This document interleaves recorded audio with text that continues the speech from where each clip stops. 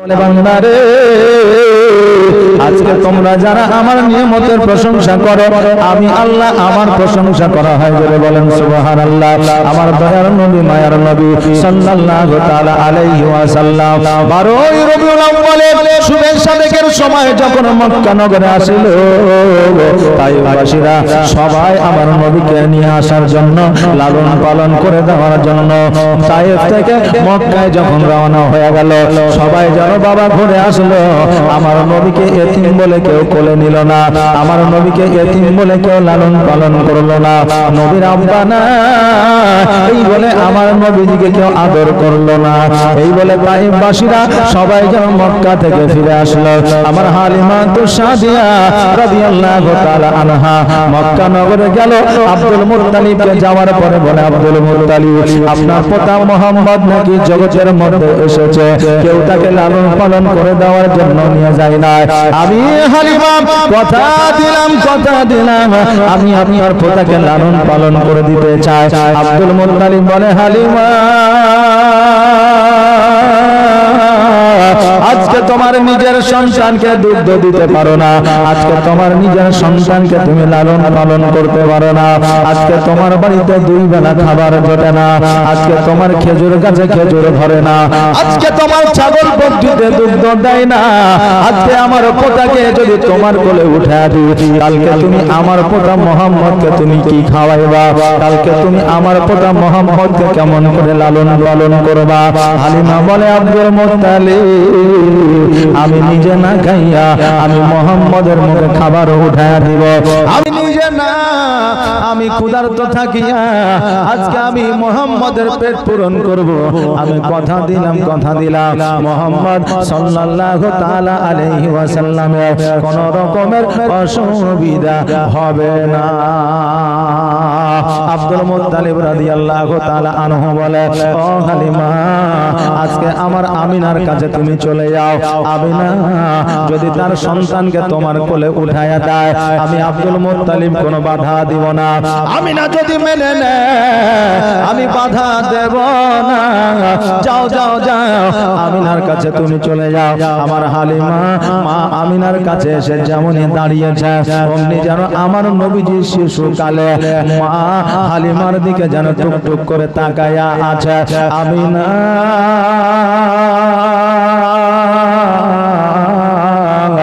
আমার নবীজিকে জিজ্ঞাসা করে, মুহাম্মদ আজকে এত তাইফবাসীরা তোমার কাছে আসলো, তোমার দিকে তাকাইলো, তোমার নূরানিময় চেহারা দেখলো, তবুও তুমি তাদের দিকে একবার তাকায়া দেখলা না।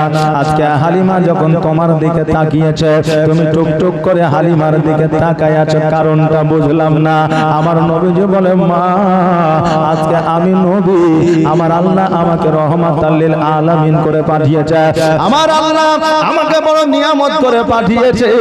ও মা জননী আজকে আমার উম্মতিরা আমাকে যারা ভালোবাসবে, আমি নবী তাদেরকে না ভালোবাসিয়া আমি রইতে পারবো না। ও মা আমাকে যারা ভালোবাসবে আমি তাদেরকে জান্নাতে না নিয়া আমি জান্নাতে যাব না। মা গো আজকে হালিমা তাইফ থেকে আমার বাড়িতে এসেছে, নিয়াত করে এসেছে, আমাকে নিবু বলে এসেছে, মহব্বত করে এসেছে। মা এই জন্য হালিমা যেহেতু আমাকে মহব্বত করেছে, আমি নবীজি হালিমার দিকে না তাকায়া আমি থাকতে পারলাম না। মা তাই আমি হালিমার দিকে তাকাইলাম।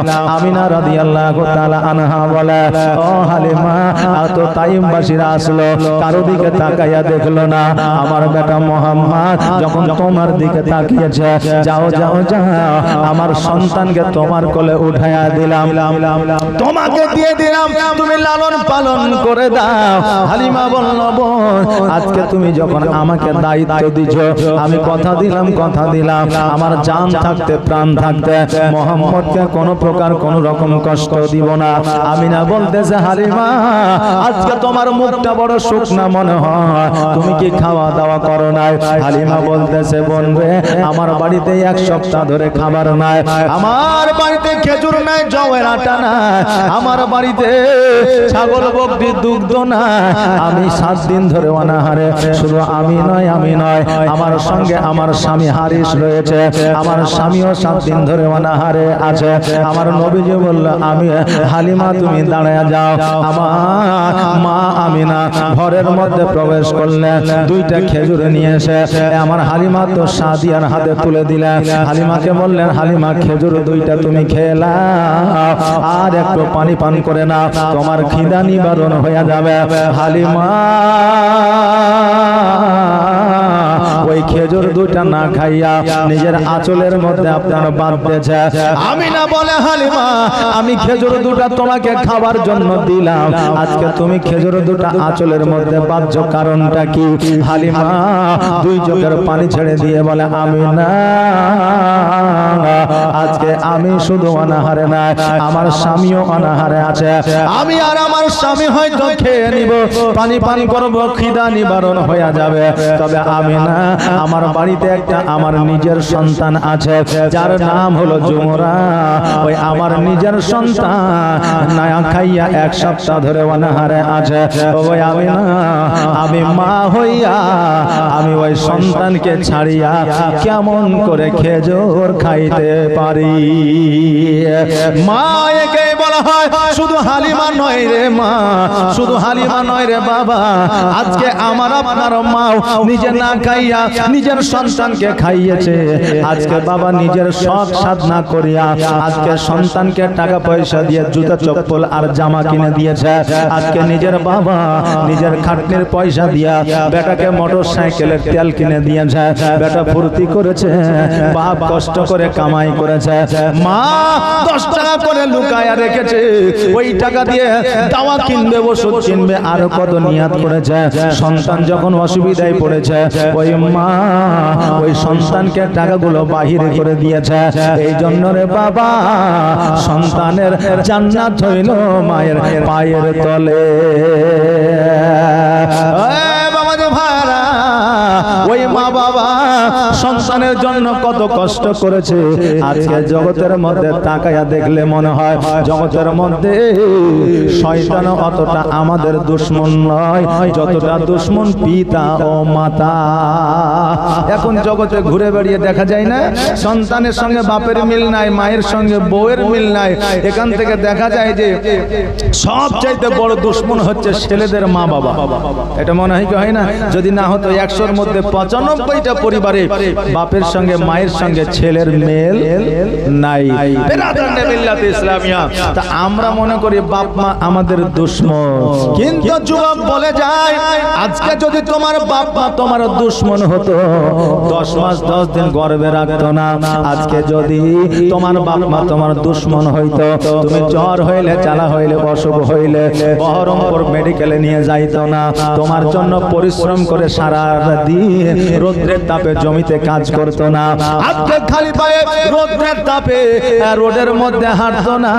আজকে যদি তোমার দুশমন হতো জমি জায়গার ভাগ তোমাকে দিত না, সমস্ত জমি জায়গা বিক্রয় করে নিজে আত্মসাৎ করত। যুবকরে আজকে তোমাকে ভালোবাসে বলে, আজকে তোমাকে মহব্বত করে বলে আজকে তুমি এই জায়গায় আছো, তোমার বিয়ে দিয়েছে, শাদী দিয়েছে, তোমাকে জায়গা দিয়েছে, জমি দিয়েছে, বাড়ি দিয়েছে, গাড়ি দিয়েছে।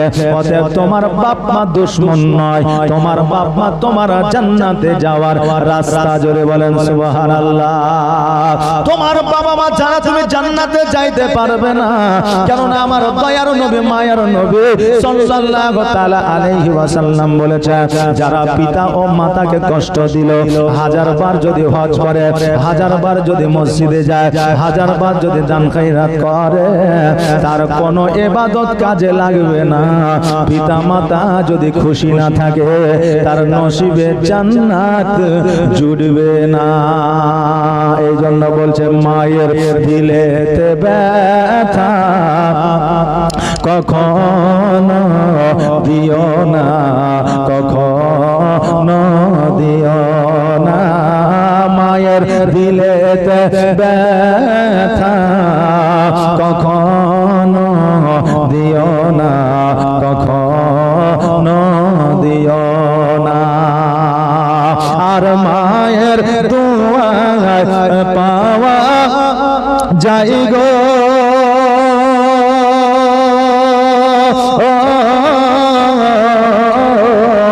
আর মায়ের দুয়ায় পাওয়া যাই গো জান্নাতের ঠিকানা। মায়ের দিলেতে ব্যথা কখনো দিও না, কখনো দিও না। মায়ের দিলেতে ব্যথা কখনো দিও না, কখনো দিও না। দেখো দুঃখে দুঃখী নীরবে আর ছেলের খুশির তরে মা মরতে রাজি হবে। জোরে বলেন সুবহানাল্লাহ। দেখো দুঃখে দুঃখী নীরবে আর ছেলের খুশির তরে মা মরতে রাজি হবে। আর জীবন দিলে শোধ হবে না,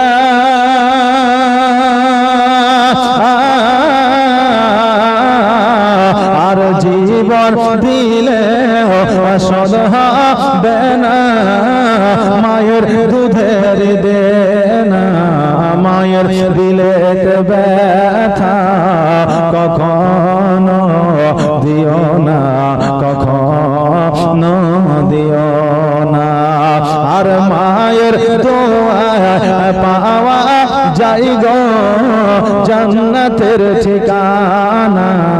মায়ের দিলেতে ব্যথা কখনো দিও না, কখনো দিও না। মাকে কষ্ট দিয়ে কেউ কোনোদিন সুখী হয়নি, কিয়ামত পর্যন্ত সুখী হতে পারবে না। এই জন্য আমি একটা পরামর্শ দিয়ে যাই রে বাবা, জীবনে বেঁচে থাকা পর্যন্ত মা বাবাকে কষ্ট দিও না। কারণ মা বাবা তোমার প্রতি যদি অন্যায় করে, কারণ মা বাবা যে অন্যায় করে না সেটা নয়। এখন বর্তমানে চারটা ছেলের মধ্যে যে ছেলেটা ধনী হবে তার ছেলে মেয়েকে নিয়ে মা বাবা ব্যস্ত হয়ে যায়, কিন্তু তার মধ্যে যদি একটা গরিব ছেলে থাকে তার ছেলে মেয়েকে ডাকবে একটা চকলেটও খাওয়ায় না। এখন বাপ মা এইরকম হয়ে গেছে, একটা বেটাকে 10 বিঘা দিয়েছে আর একটা বেটাকে 15 বিঘা দিয়েছে, অর্থাৎ এক বেটার হক মেরে দিয়েছে। বেরাদার, ওই বাপ মাকে কিয়ামতের দিন জাহান্নামী হতে হবে, আল্লাহকে জবাব দিতে হবে। কিন্তু জগতের সন্তান বাপ মার বিচার করতে পারবে না। বাপ মায়ের বিচার আল্লাহ করবে, কোন সন্তান করতে পারবে না। বাবাজি ভাইরা, আমার হালিমা সাদিয়া রাদিয়াল্লাহু তাআলা আনহা বলে, আমি না আমার বাড়িতে আমার একটা সন্তান আছে যার নাম হলো জুমরা, অনাহারে আছে রে, আমি তাকে না খাওয়াইয়া আমি কেমন করে খাইতে পারি? আমি না বলল, হালিমা তবে 2টা খেজুরে তো হবে না, আবার ঘরের মধ্যে গেলে আবার খেজুর বার করে নিয়ে আসে, আমার হালিমার হাতে উঠে দিলে, ও হালিমা আর চিন্তা করিও না, চিন্তা করিও না, তোমার খাবারের যদি অভাব হয়, তোমার টাকার যদি অভাব হয়, তুমি একবার বলে দিবে আমি পাঠায় দিব, কিন্তু আমার সন্তান মুহাম্মাদের যেন কোনো কষ্ট না হয়। হালিমা রাদিয়াল্লাহু তাআলা আনহা বললেন, ওই আমিনা বোন তুমি চিন্তা করিও না, চিন্তা করিও না, আমি কথা দিলাম আমি নবীকে কোনো দিনের তরে কষ্ট দিব না।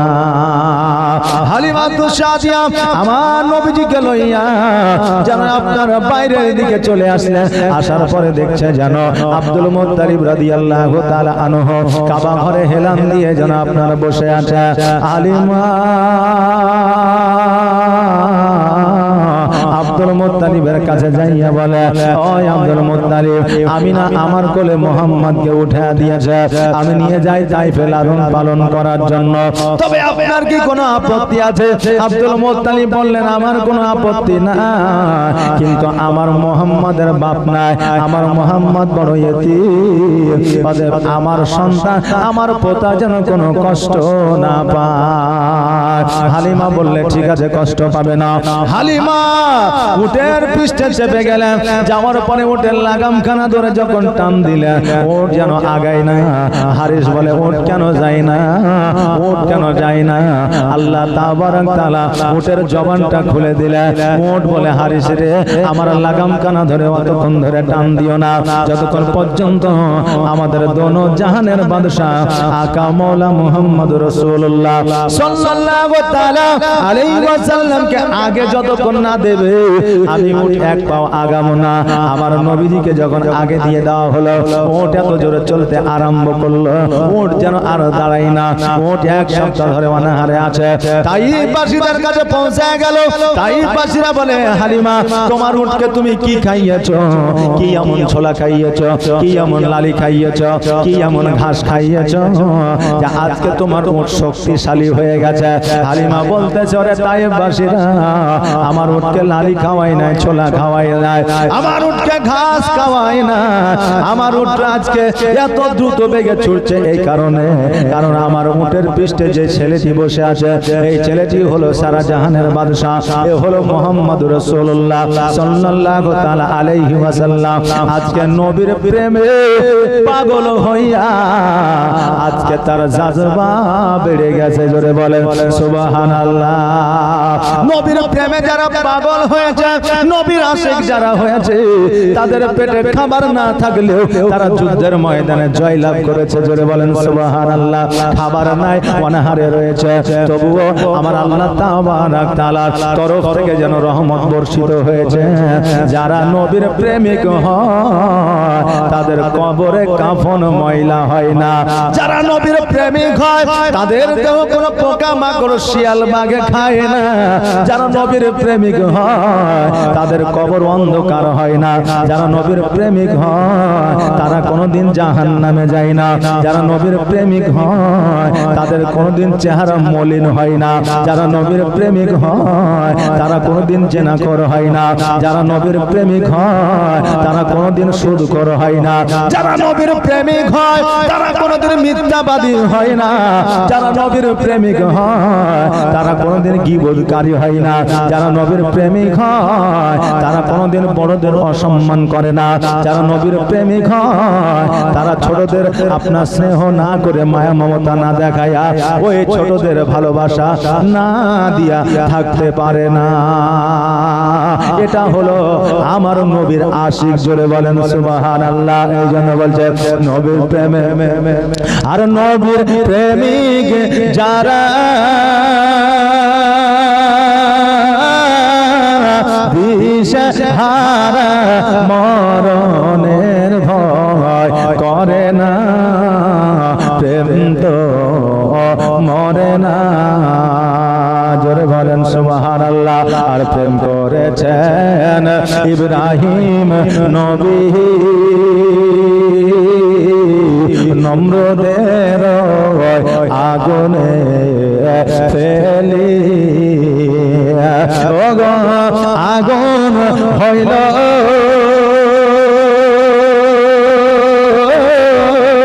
ফুল বাগিচা, ফুল ইব্রাহিমের পশম জলে না, প্রেম তো মরে না। আর নবীর প্রেমিক যারা দিশেহারা মরণের ভয় করে না, প্রেম তো মরে না। আর প্রেম করেছে মুসা।